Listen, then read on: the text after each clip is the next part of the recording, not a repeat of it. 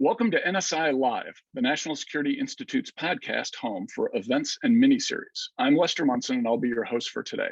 In this episode, we'll be discussing the freedom of the press in Russia with Jamie Fly, CEO and President of Radio Free Europe, Radio Liberty. Jamie, thanks for joining us. Great to be with you, Les. So folks, I don't want to say this is an incestuous call or discussion, but Jamie and I would say are friends and colleagues from way back. We worked together in the Senate in the previous decade. Jamie worked for Senator Rubio. I worked for Senator Corker. They're both on the Senate Foreign Relations Committee together. I like to think we did a lot of good work together. So I'm a little biased. I'm pro Jamie Fly. So know that going in. Jamie is in the middle of a number of issues that are confronting the US right now. He is, as the head of Radio Free Europe, Radio Liberty. He works in Central and Eastern Europe on freedom of the press issues. And he is kind of the point of the spear for freedom against the authoritarian nature of the Vladimir Putin regime in Moscow. He's seen it up close and personal in a way that very few of us have. So that I feel there's going to be a very interesting discussion. Jamie, I want to start kind of big picture.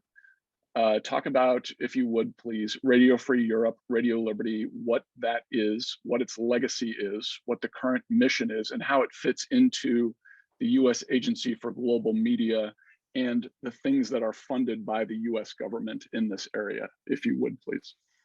Sure, yeah. Radio Free Europe, Radio Liberty, or to simplify it, RFERL, as we call it, is made up of what used to be two radio stations during the Cold War that broadcast to the captive nations in the East behind the Iron Curtain. One of them, Radio Liberty, broadcast to the Soviet Union. Radio Free Europe broadcast to the Warsaw Pact countries. And in its modern incarnation, its mission is very similar to that Cold War mission. It was established to essentially provide objective news and information, to provide the truth to people who did not otherwise have access to it. And so RFERL today operates in 23 countries where freedom of the press either does not exist at all, where there are no independent sources of news and information, or where the press is under significant threat.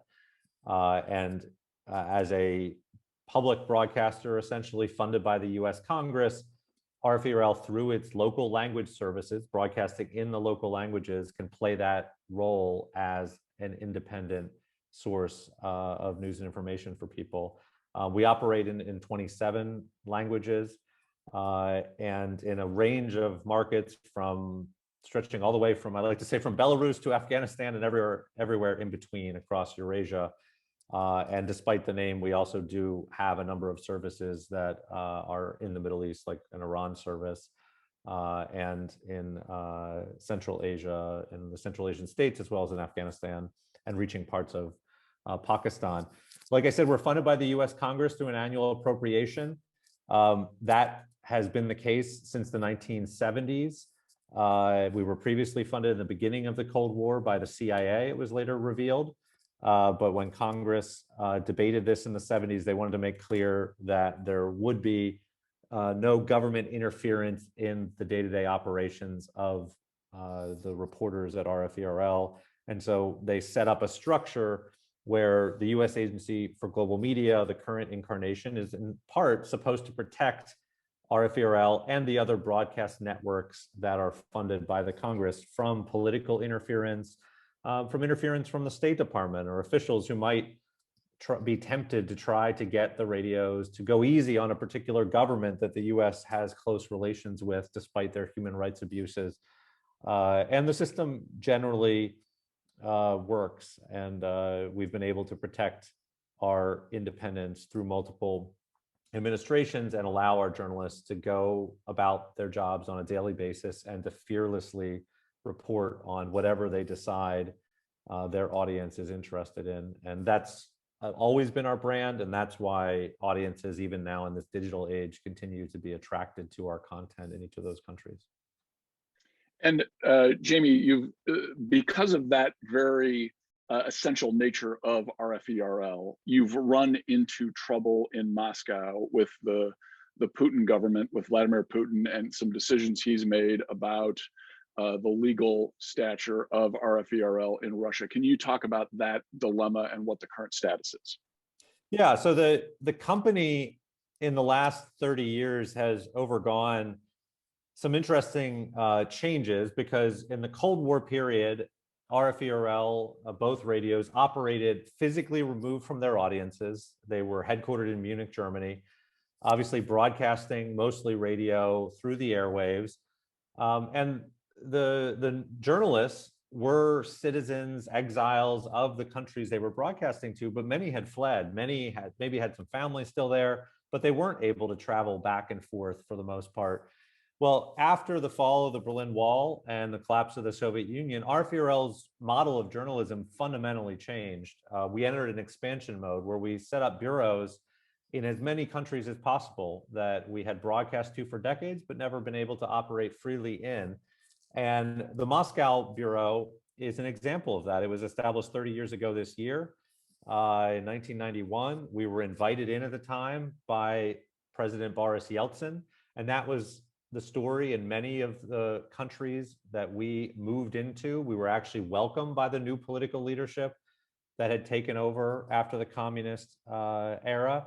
And Yeltsin famously at the time said, "I no longer mistrust you," basically complimented our journalism and said, "You're welcome here." And we already had a significant following in the Soviet Union and then in Russia, even before we set up the physical bureau. But this presence on the ground, putting more of our journalists side by side with the audiences they serve, really helped our journalism in Russia as it did in other countries. That all began to change not too long, unfortunately, later, within towards the end of the first decade, when Vladimir Putin assumed power.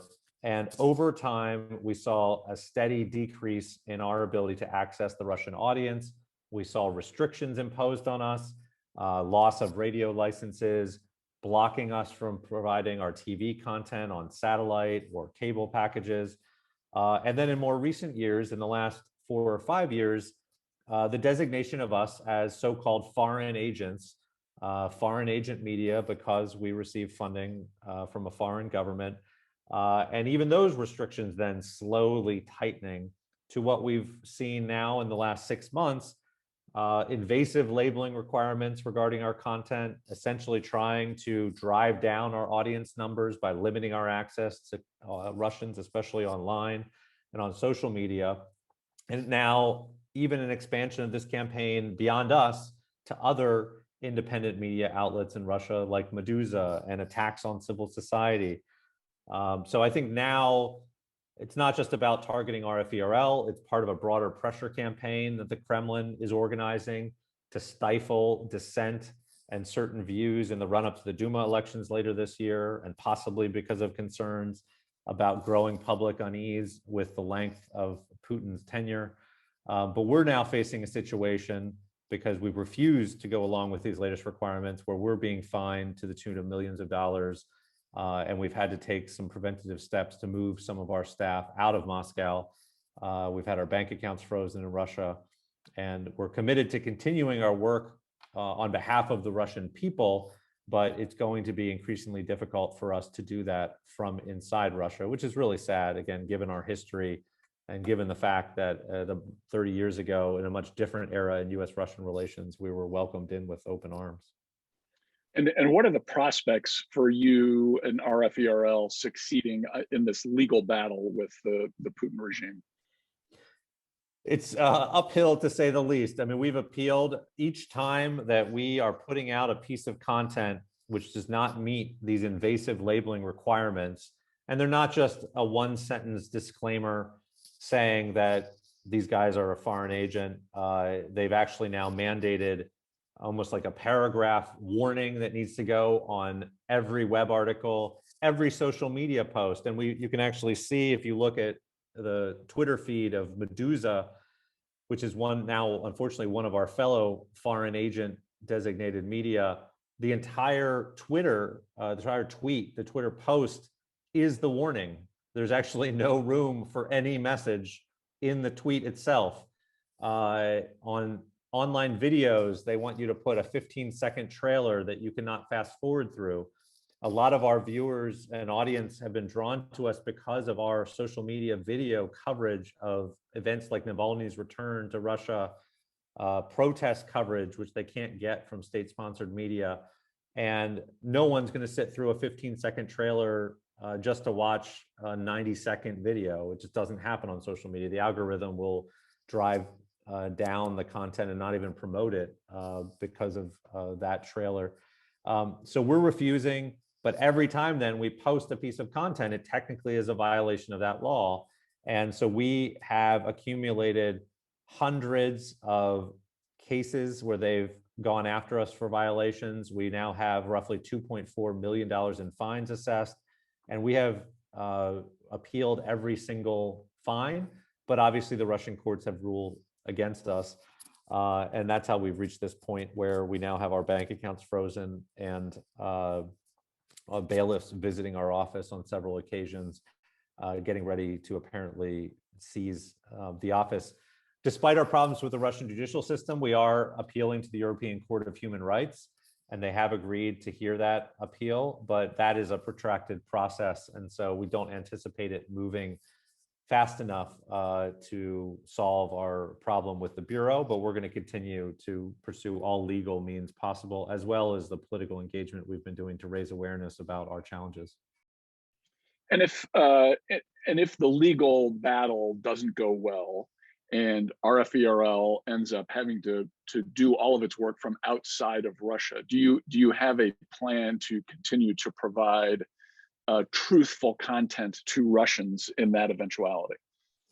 Yeah, so we've taken some initial measures to move some of our production staff to other offices that we have outside of Russia. That was mostly to ensure continuity of our TV programming, which was produced out of our Moscow bureau.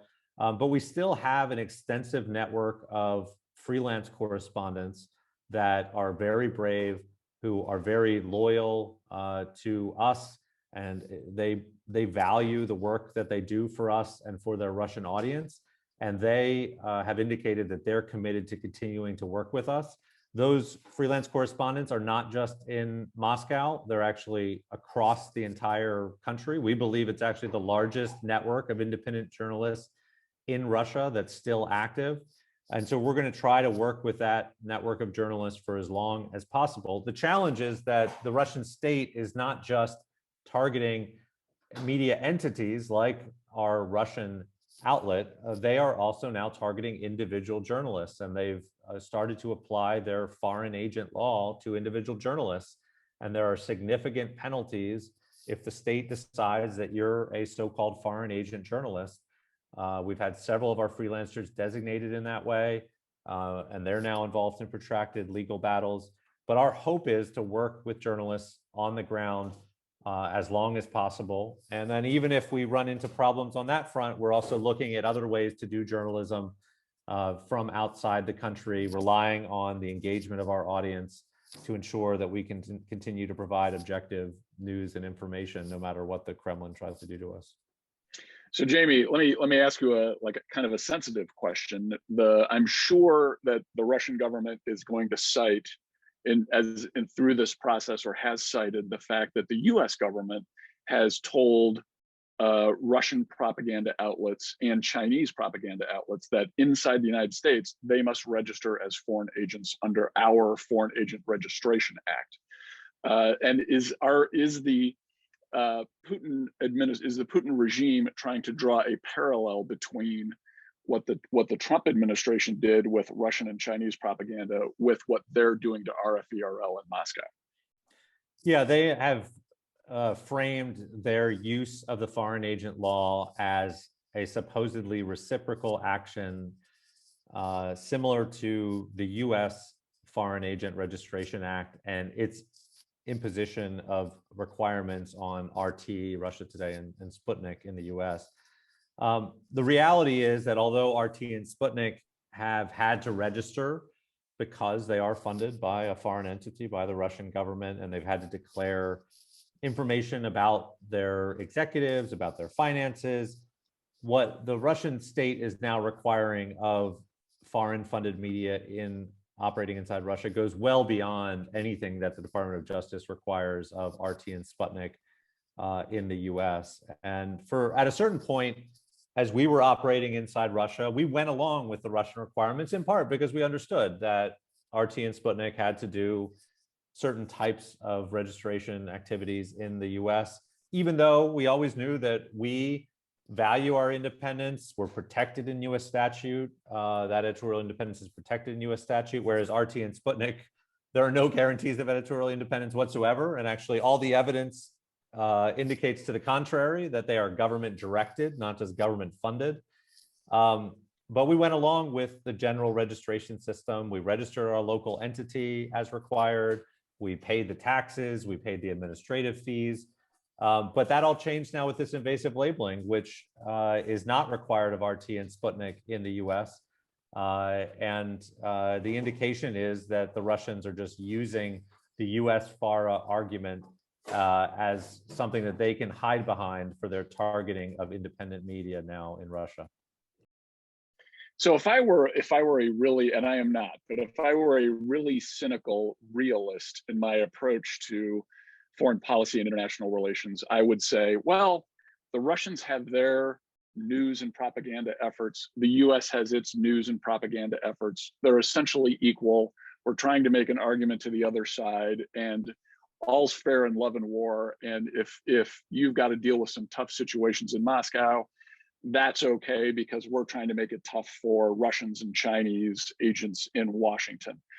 But that's not really the case, is it? There is a substantial metaphysical difference between what RFERL is doing and the basis of the reporting that you are working on, and what Russia Today and CGTN and these state-controlled entities are doing. And can you kind of talk about the important values that are involved in the work that RFERL is doing? Yeah, I mean, I think it often gets missed in the Washington debate right now about the information warfare that is happening amongst all of the powerful nations in the world, especially as people, lose trust in traditional media outlets. They move online to get news and information. We've seen information offensives by Russia meddling in democracies. We've seen China ramp up its outreach in this area. I think yesterday or 2 days ago, I read that Xi Jinping just gave a speech where he was lecturing Chinese officials about how they need to improve their public diplomacy and their outreach through the media. So this is an area where everyone is looking at how do countries tell their message to the rest of the world. And there's a lot of fascination about that topic in Washington and a lot of debate about it. Unfortunately, I fear that sometimes, even in the US conversation, we've learned the wrong lessons from history. There's this perception that during the Cold War, the US won the Cold War because we did a better job of telling our story to the world, of presenting our vision of democracy to the world in a very direct, almost propagandistic manner. And there's a place for that sort of work in government. I strongly believe that governments should tell their stories and convey, not just through traditional diplomacy, but through public diplomacy, their priorities. And there are ways that the US government can do a better job at that. The State Department can do a better job at that. But that has not traditionally been the role of the non-governmental broadcasters like RFERL. RFERL was always established, despite even its original CIA funding, as a place to promote the truth, to promote certain core values that, yes, support democracy, but the way that you engage with the audience and you strengthen either fledgling democracies, or you keep that ember of hope alive in a society that is closed, that has a repressive regime, is by spreading independent news and information, telling people the truth. And that has always been the mission, even when the truth doesn't necessarily line up with what official US policy might want to accept or might want to promote. But that has been why audiences have come to us over the decades in market after market, because that was our brand and that was our promise from the very first broadcast, that we would tell people the truth, and we would share information with them that was unbiased and not filtered. And so we at RFERL still adhere to that mission. I still believe that that's an incredibly powerful mission, despite the fact that we're now in a digital age where people get news and information differently. We've seen that audiences still, and actually even more so now that they have in many countries a diversity of options, they really don't know who to trust. They're still hungry for brands that respect the truth, that aren't going to spread misinformation. And so we believe that that is very important. Sometimes, though, policymakers in Washington, when they get frustrated about, well, why can't we be more powerful in this space? Why can't we respond more effectively to Russia, China, and others? I think they want to focus less on that core mission of providing objective news and information, of helping keep open the free information space. And they want to twist it more and look at how do we get our story out more effectively. And again, that's a part of it in terms of broad US policy, but it's not why you would fund a news organization like RFERL. We can talk separately if you want about Voice of America, which has had always a little bit more of a hybrid purpose throughout its history. But the private grantees that are funded through USAGM have primarily been tasked with doing surrogate journalism, of going into these societies and operating as independent media actors, because there aren't local indigenous outlets that can compete in that way. Magnificently said. Yeah, magnificently said, Jamie. Magnificently said. And I want to take what our viewers and listeners might think is a big leap to another story, but I think it's really directly related to what you were just talking about. And that's you and your position at RFERL. You were originally appointed to be president and CEO by President Trump, I believe in 2019. In 2020, you were asked to leave. And then in 2021, President Biden put you back in that position as president and CEO of RFERL. It's, in my view, one of the amazing stories of the last 4 years and our foreign policy efforts. And it was essentially your personal journey. Can you talk about, for the benefit of our audience, and maybe you want to do it in broad strokes and not every minute detail, but basically that journey for you from RFERL to out and then to back in, and kind of how it relates to this topic of telling the truth and being an independent voice in really one of the toughest neighborhoods in the world there in Eastern Europe. Yeah, and just to clarify, although I was appointed during the Trump administration, the head of RFERL is not really a political position. We're governed by, since we're a private 501c3 entity incorporated in Delaware, we have a private corporate board that traditionally has been a bipartisan board. The board originally was a mirror board with a federal board that was previously called the Broadcasting Board of Governors, and those governors were confirmed by the Senate, members of both parties. But that was the board that appointed me. The Secretary of State, Mike Pompeo, was actually one of those board members and traditionally was on the boards of these entities. But I was not formally a political appointee. And either then or now, I was reappointed by the reconstituted board of RFERL. So what happened? There's been a lot of debate about the governance structure of all these broadcasters for many years, as you probably remember from your time on the Hill, Les. Part of it relates to this just kind of, I think, general uncertainty about what's the most effective structure. Couldn't we have greater impact if we had maybe consolidation of all of the networks into one mega network? Like, let's look at the BBC as a model. Some think it should be more private. Some think it should be more federal. More of the network should be like Voice of America, which also has a partial role of telling America's story, not just doing independent journalism out in the field. And so this debate has ebbed and flowed in the Congress for decades. And one iteration of that in recent years was the creation of a Senate-confirmed CEO of the U.S. Agency for Global Media. And so in middle of 2020, we got our first Senate confirmed CEO of the agency, a Trump appointee named Michael Pack, who was confirmed after a lot of debate in the Senate, a lot of division amongst the senators about his experience and whether he was the right person for the job. And his first action after becoming CEO about a year ago was to actually fire all of the network heads immediately, overnight, which was a power that he had been granted in the legislation that created his position. That has now been changed because of the realization of both Democrats and Republicans on Capitol Hill that putting that much power in one individual's hands could compromise the independence of the entities. But he tried to exercise his power in an extreme manner. And after he removed all of the network heads, he set about trying to influence the coverage of at least one of the networks, Voice of America, the federal network. And in his final weeks in office, he floated the idea of making more significant changes to RFERL, Radio Free Asia, and Middle East Broadcasting Networks, which are the private networks.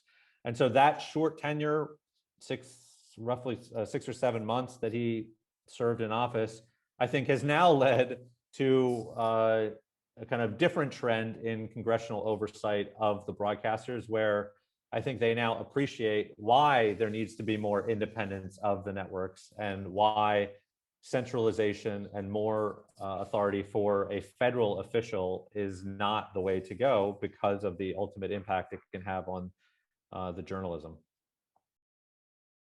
And it really impacts directly that core mission of RFERL, which is to be the independent truth teller. And that when this new bureaucratic structure was manifest, and perhaps it was personality based or perhaps not, it really directly impacted the ability of RFERL to do that core mission, right? It was almost a direct shot at the intrinsic value of the work that RFERL does. And perhaps, and you know, I'm a glasses half full kind of person, perhaps this is strengthened, this little brief experiment in an alternative approach or near alternative approach kind of strengthens the understanding for our key policymakers in Washington about why the independence is so important for RFERL. I think it has. It came at a difficult time for the company. I mean, because of the countries we operate in, we're always under pressure. These are not safe places for the most part for journalists to operate in. But these developments in the oversight structure in Washington unfortunately occurred around the same time that you had fraudulent election in Belarus and massive street protests, which continue to this day, which we were covering there on the ground. We had journalists detained. We have one, Ihar Losik, who's now been detained almost for a year, in part because of his work for RFERL. In Russia, it was during this period where we saw the Kremlin decide to take advantage of that moment to push this invasive labeling, which now has put us on the brink of having our bureau shut down in Moscow. And you look at other markets like FD and Voice of America together have a significant impact and reach for an Afghan audience that is desperate for news and information, and may become even more so depending on what happens once the U.S. Withdraws. We lost one of our journalists, Mohammed Dai, last November in a targeted assassination in Helmand. So these are the sorts of things that we're dealing with in the company every day. Meanwhile, the oversight agency is going through this turmoil. And so it's a distraction, to say the least. The good thing, though, is that even though I wasn't there, the team that was fought for the continued and to protect the independence of the organization. Our editorial board, which is very strong, put out statements about our first principles, rejecting some of the efforts of the oversight entity to try to meddle, especially in the late weeks, in the work of RFERL. And so I think it reminded all of our journalists of the importance of our and what our ultimate standards are as we go about our journalism on a daily basis. And so it was a real clarifying moment, although it was an incredibly concerning moment for the organization. So, Jamie, I want to ask you to kind of take off your president and CEO hat of RFERL and put on your hat of, foreign policy opinion leader and thinker. President Biden is meeting with President Putin in a few days, in the middle of June, their first summit. Very important conversation.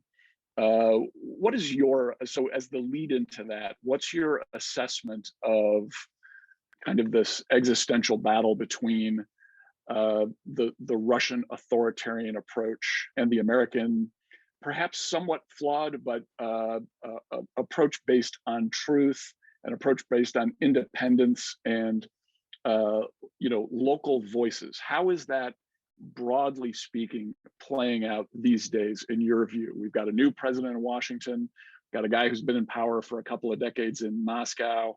This thing's been going on for a long time. It's developed acutely. We've seen a couple of major hacks of American private enterprise with the gas pipeline, and then the meat producer just in the last few days. Things seem to be heating up a little bit. What's your view as an observer, an acutely talented and experienced observer there in Europe, of how this is going? Yeah, I think on the positive side, the Biden administration has elevated the issue of human rights, of press freedom in the U.S.-Russian relationship.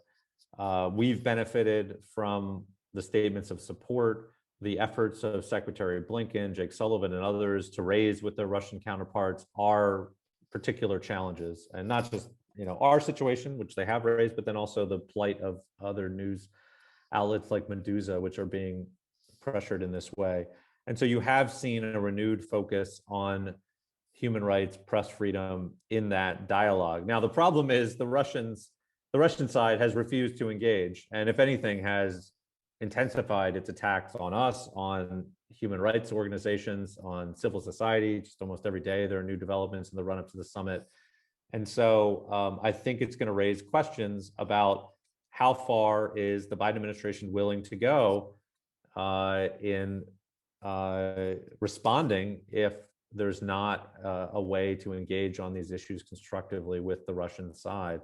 And that's been the challenge that multiple administrations have faced. The Bush administration that I worked in, the Obama administration, the Trump administration went through this as well. I mean, we've had president after president who have felt that they needed to find a way to work, most recently with Vladimir Putin, with other Russian leaders before, but have struggled then to turn that into any kind of constructive progress, or at least constructive progress that doesn't also then result in Vladimir Putin taking advantage and lashing out. I think that's, for me, looking back at the last several decades, the lesson that we should have learned repeatedly by this point. We cannot just neglect the internal situation in Russia and assume that whatever Vladimir Putin is doing to the opposition at home is somehow not going to end up impacting us. And we've seen that the propaganda, the information warfare starts being applied to Russia's neighbors, to countries like Ukraine. It eventually then makes its way west to Western Europe, democracies in Europe, and even now into the US. And so I think far too often our policy towards Russia has been short-sighted. And I think at this point we should have learned those lessons, but we're now back at a situation where we have a new administration just trying to figure out what those rules of the road are. I worry as well, I just flagged less, that I think a broader problem in Washington right now, not just one that the trap the administration may fall into, is while I'm strongly supportive of more focus on China, and at RFERL, we're paying increased attention to China, given that China is a growing actor across our coverage area, and we're doing more reporting on China, making sure we're hiring journalists who have China expertise. to serve our local audiences effectively on that story. There is a very real danger that we could lull ourselves into a false sense of security that, well, the real threat is China. We need to focus almost entirely on China. And so what if the Russians lash out occasionally? So what if they lock up more opposition figures? So what if they wipe out all independent media? Ultimately, they're a declining power with a small economy. You hear that narrative more and more. And again, it's not really just, it's not even something that you hear from the administration, but you hear it in Congress, you hear it in the think tank community. I think that is incredibly dangerous because we've seen time and time again, even with these just recent cyber attacks, that Vladimir Putin is not going to go quietly if you try to relegate him to some sort of a backseat in a relationship. He's not going to let us ignore what Russia is capable of. And I will also say, in the information space, I think the Russians, with their direct interference in democracy, with their propaganda outlets, have also become a model of sorts for the Chinese. I think the Chinese have actually learned quite a bit from the Russian approach on these issues. The Chinese are developing their own methods in this space. But I think there's also a danger there too, if we do not respond to these Russian actions because we somehow think that the bigger threat is China, that will both expose ourselves to more attacks across these various fronts from the Russians. But we also underestimate the ultimate impact that that negligence might have on our ability to compete effectively with China. Jamie, we'll leave it there. That was fantastic. Thank you for being with us on NSI Live today. Great. Thanks, Les. Great to be with you.